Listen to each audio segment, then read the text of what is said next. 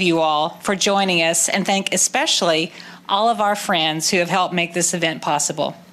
Vice President Harris is a fearless advocate and champion for women and girls. She is using her global leadership to advance the standing and status of women around the world.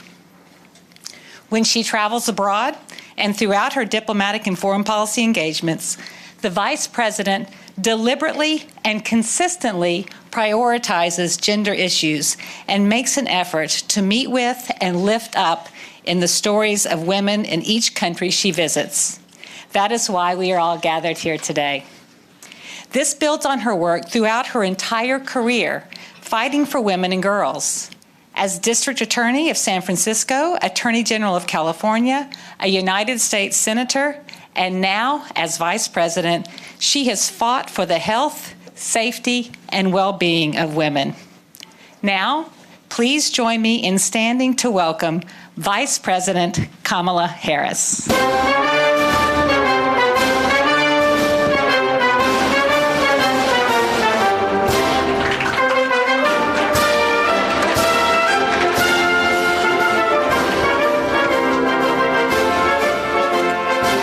Please have a seat.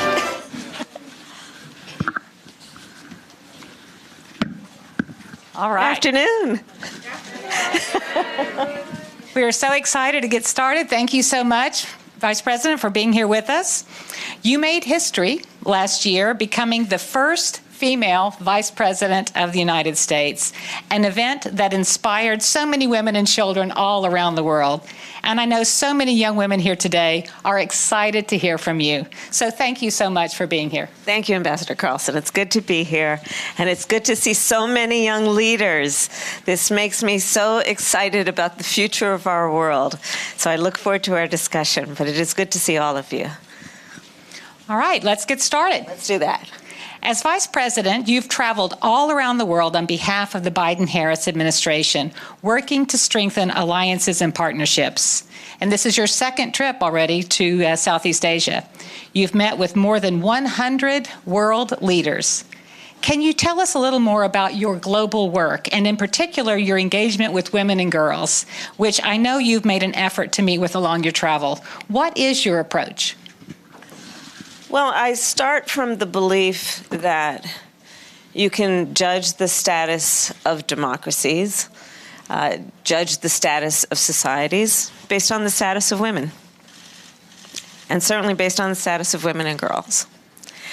And so if we want to measure how well we are doing, well, then let us take a look at how our women and girls in our societies, in our nations, how are they doing? And that is my approach. That is how I think about it. I think about it in the context of understanding the capacity, but also understanding the struggles, understanding the accomplishments, but also understanding the disparities. But always I approach this from a perspective of believing that anything and everything is possible, as long as we have the courage and ability to articulate what is wrong and what the solution looks like. And thankfully, on so many of the issues where there are disparities and inequities, the solutions don't require that much creative thought. The solutions are really quite at hand in terms of what we know anecdotally, what we know because we have studied these issues, we've debated these issues, and we've lived these issues. So I come at it on a macro level from that perspective as a whole. Thank you. I know that you just met backstage with leading Filipino human rights activists. What is your message to those who are fighting for human rights? Don't give up.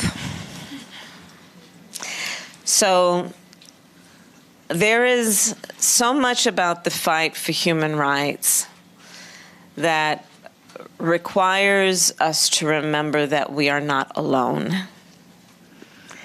Because it is a very, it requires movements. It requires working against systems that have been designed in many situations to neglect, if not be more affirmative, in overlooking or even attacking human rights. So when I think about the fight for human rights, I think about it in the context of what it requires for the fighters.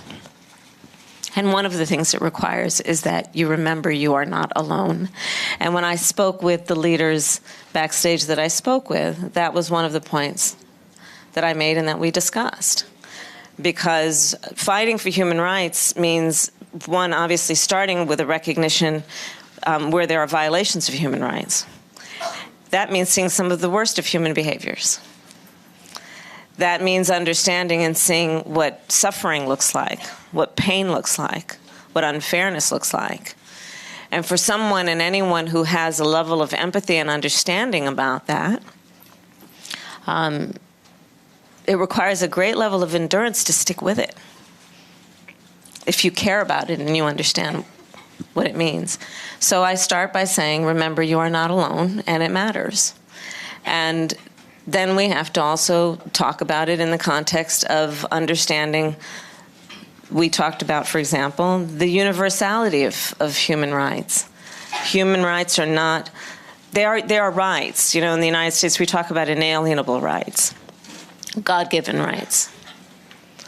And I think it's important to start from a perspective of knowing, not just believing, but knowing. You're born with rights. You're born with these rights. You're not asking someone to do you the favor through the benevolence of their existence to grant you these rights.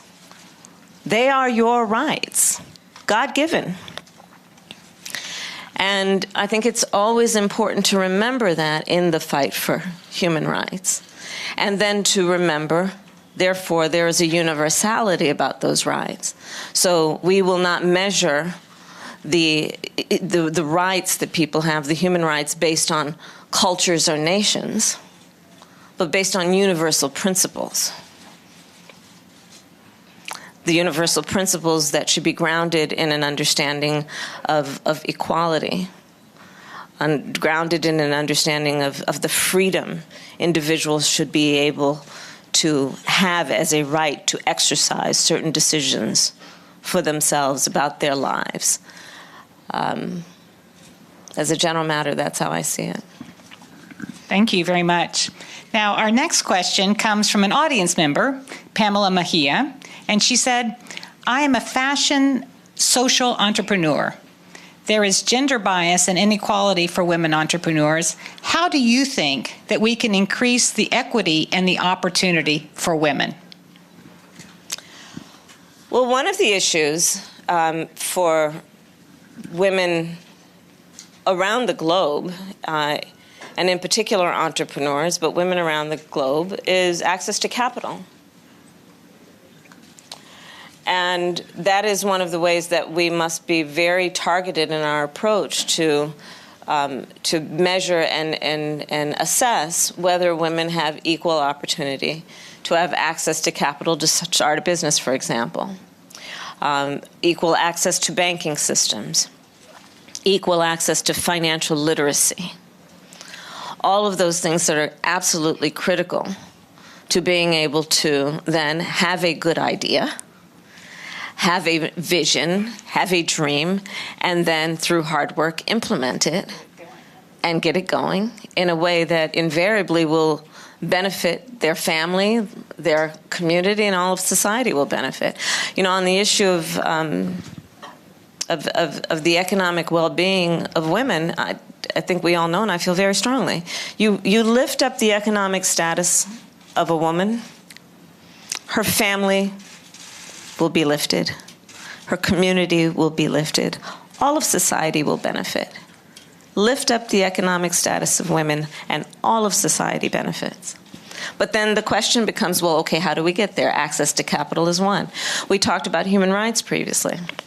So among the rights that I believe that people have is the right to be free from violence, to be free from fear, those things that will be an impediment to growth, to success, to having dreams, to having vision. So when we connect these issues, there is the connection between what should be a human right to live free from fear, to live in a safe situation that allows one to then thrive around things like having an idea, being innovative, to the point of the person who asked the question, to be able to start something and grow it. Without having to second guess yourself all the time. What is this going to do? How is this going to affect my family? The fears that really a lot of men don't have to face.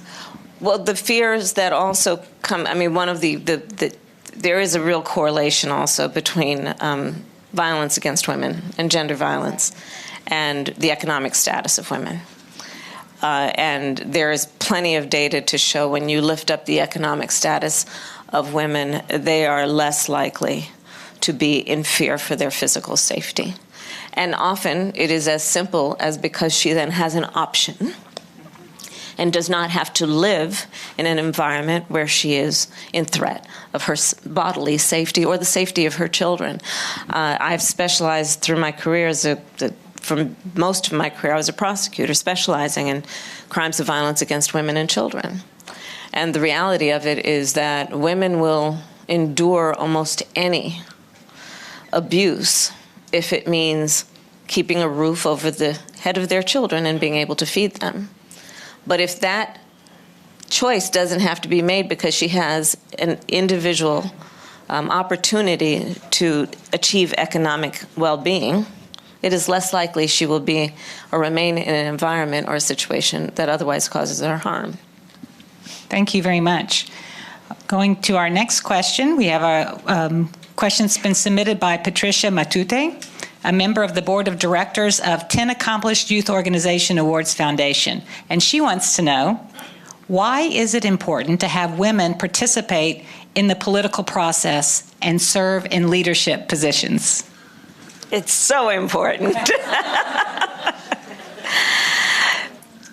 I'll tell you, and I know, Madam Ambassador, you introduced me as being the first, and I was raised by a mother all of 5 feet tall who was passionate about, she was a scientist, actually. She was a breast cancer researcher, one of the very few women in that field who fought always for women's access to health and dignity in the healthcare system. And she had 2 goals in her life, to end breast cancer, she was a breast cancer researcher, and to raise her 2 daughters, all 5 feet of her, but if you met her, you would have thought she was 10 feet tall. And she would say to me often as I was growing up, Kamala, you may be the first to do many things. Make sure you're not the last.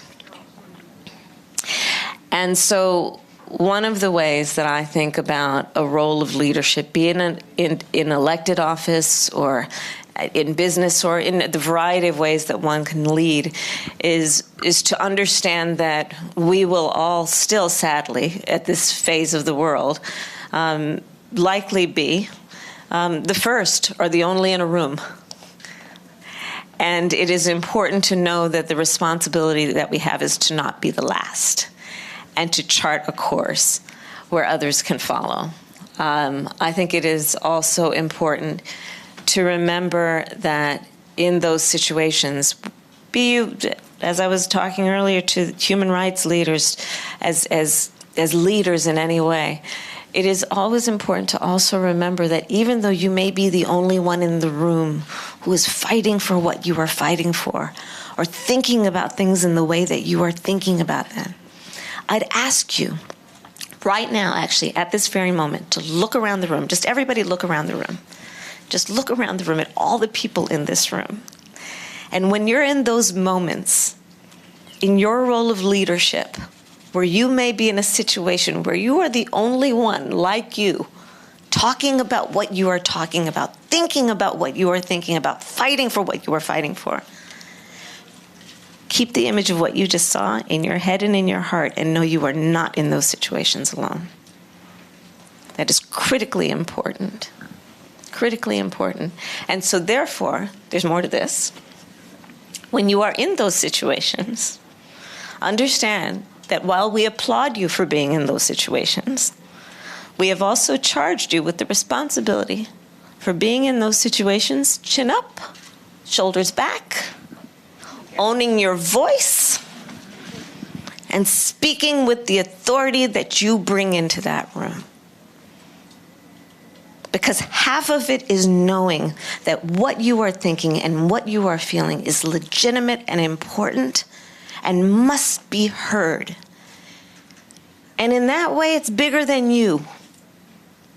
So don't think it's about, oh, is it okay for me to say this? Yes, because we have charged you with being in that room to speak for us. It's important to remember that and to know everyone is applauding you when you do. Thank you very much. Very important not to be the last. You may be the first, but don't be the last. I like that. And our final question comes from Attorney Maan Espinosa, another member of the audience, and she wrote in, I lead a project called Project Orduja to empower young Filipinas to lead and be positive change makers. The journey so far has its ups and downs. What is your advice for emerging leaders like me on how to sustain motivation and passion? So there's a lot. One, know that you stand on the shoulders of people who came before you, who have charted the course to do what you are doing as young leaders. So I'm going to mention 3 women: Josefa Escoda, Concepcion Calderon, and Cory Aquino, who were all in their 20s. In their 20s, when they started becoming known in their role of leadership. And so part of what you must remember is that there are people who came before you, who charted a course for you then to pick up the mantle. And the way that I think about it is, you know, like relay racing. You know, you race and someone passes the baton and then, right? So that's what life is. It's basically a relay race. And so the people who are heroes, whichever gender they are, they ran their part of the race, and then they passed us a baton. And the question is, what will we do with the time we carry the baton? Which means there's no time to get tired. Come on. Right? You're going to pass that baton at some point, but right now you're carrying it. And the question is, what are you doing with it? You know, there's... So you all know of Martin Luther King Jr., who is Reverend Martin Luther King Jr., who was one of the great fighters for civil rights in the United States. And his wife, her name was Coretta Scott King. She too was a fighter for civil rights. And she had a saying, which I repeat all the time, so I will share it with you. I'll paraphrase it. She said, the fight for justice, the fight for human rights, the fight for equality, the fight for fairness, she said, that fight must be fought and won with each generation. I think she had 2 points. One is that it is the very nature of these processes, these fights, that whatever gains are made, they will not be permanent unless we are vigilant to keep them up. Well, the second point then necessarily is, and therefore, knowing that's the nature of it all, do not despair. Do not be overwhelmed. Do not be despondent. Do not throw up your hands when it's time to roll up your sleeves. It's the nature of it. And this is the thing that has fueled every movement that has been about progress, is an understanding of that, but also the optimism that fuels everything that we are doing. Never think of what you're doing as fighting against something. You're fighting for something. Well, isn't that a noble pursuit? To fight for something that is motivated out of a belief in principles and faith in knowing things can be improved, things can be better. That's optimism. That's not despair. That's optimism. And in that way, then, never let anyone take your joy from you. I call myself a joyful warrior. Right? Never let anyone take your joy from you. You do what you got to do. And isn't that a wonderful way to live? To know you have purpose. To know you can make a difference. To know, as you must know, I implore you, you must know, you make and will make a difference. Invariably, in the lives of people you may never meet. Invariably, in the lives of people who may never know your name or my name. But if you stick with it, you will forever have an impact. Even if it's on your little sister or brother or your cousin or your neighbor, you will have an impact by just the model of who you are. A model of someone who cares about their community, cares about their society, cares about the future of those things and the future of the world. What a noble pursuit. It matters. Thank you so much for those inspirational words and for encouraging us to look around and get that energy from each other. You've certainly given us a lot to think about. And I would also like to thank the members of our audience for submitting the questions that we had today. And especially thank you to our Vice President, Kamala Harris, for being here with us today and for joining this very important conversation. Thank you all. Thank you all. Thank you.